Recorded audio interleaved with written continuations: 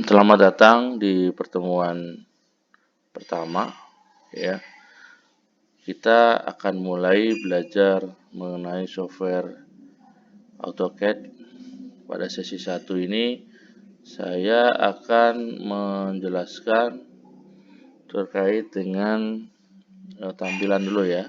Nah, yang pertama harus diperhatikan adalah dalam CAD ini ada 4 bagian yang secara fundamental harus dikuasai prinsip dasarnya ya. Apa itu prinsip dasarnya dari AutoCAD? Yang pertama yaitu terkait dengan prinsip dasar drawing atau menggambar.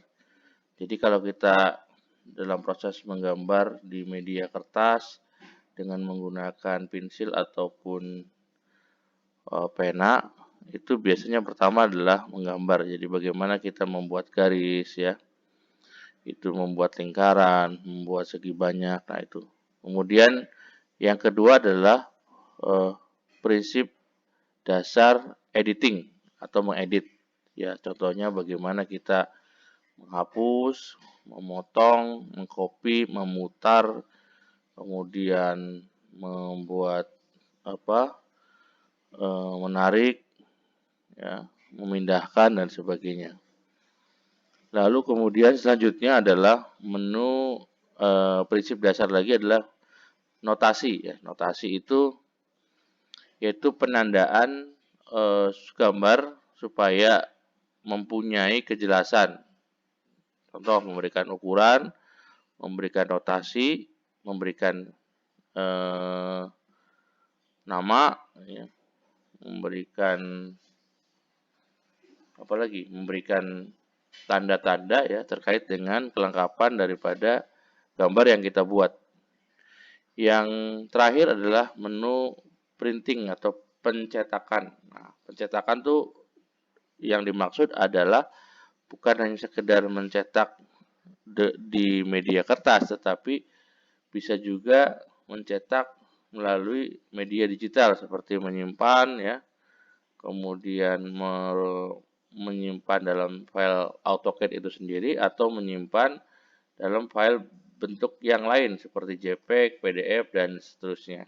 Nah, kira-kira itu.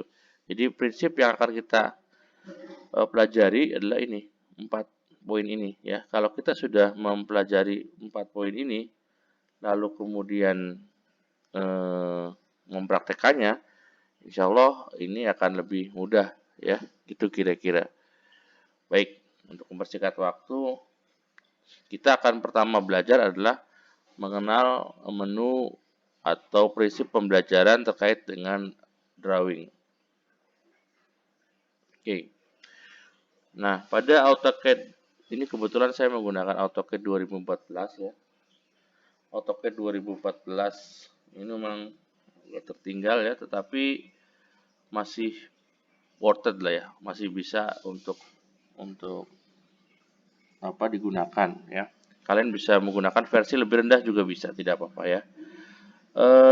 Menunya seperti ini. Di sini ada menu main bar ya, toolbarnya main bar ya. Kemudian ini menu-menunya. Nah, ini yang di hitam ini adalah media penggambaran. Media penggambaran tuh ibarat dalam gambar manual itu kertasnya. Kertasnya tidak terbatas, jadi luas sekali ya. Luas sekali kertasnya, mau berapa ukuran A0 berapa kali bebas ya, ini bebas ya. Nah, lalu kemudian di bawah ini ada model layout ya.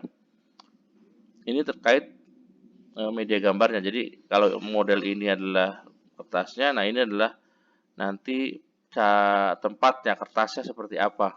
Nah, kertasnya ini gampang disetting nanti belakangan. Yang penting kita gambar di sini saja dulu lah ya. Nah, yang saya ajarkan ini adalah prinsip dasar yang paling gampang yang berdasarkan pengalaman saya ya, pengalaman selama saya mengajar.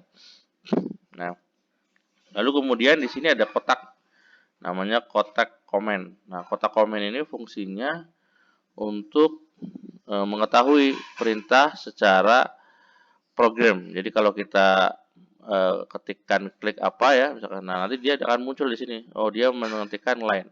Atau kita juga bisa seperti programmer, jadi misalkan mengetik line. Nah, itu muncul ya perintahnya. Jadi ini adalah perintah command seperti pada programmer. Jadi kalau programmer membuat sesuatu, nah kita bisa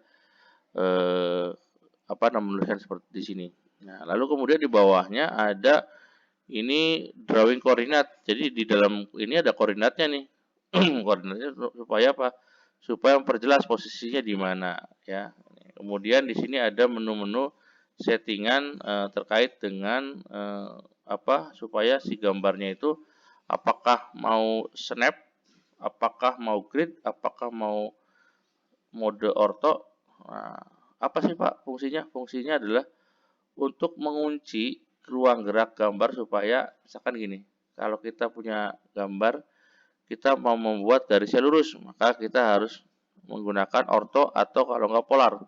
Kalau orto itu sudah kekunci ya, jadi kalau kita gerak hanya bisa ke vertikal dan horizontal. Nah, kalau ini polar, ini fungsinya adalah membuat garis, dia akan terlihat oh lurus apa tidak gitu ya. Itu kira-kira ya. Nanti yang menu yang lainnya saya akan jelaskan nanti. Nah, baik. Lalu kemudian ini adalah tampilan standar dari AutoCAD biasanya. Nah, ini penampilan AutoCAD yang modern. Nah, saya punya di AutoCAD saya kebetulan dia ada settingan yang basic klasik ya. Jadi saya biasanya pakai klasik ya. Jadi karena mungkin saya belajarnya pada saat itu belajar di rilis 14 ya. Maka yang terbiasa adalah akhirnya tampilannya tampilan klasik gitu kira-kira. Tapi pada prinsipnya sama saja ya.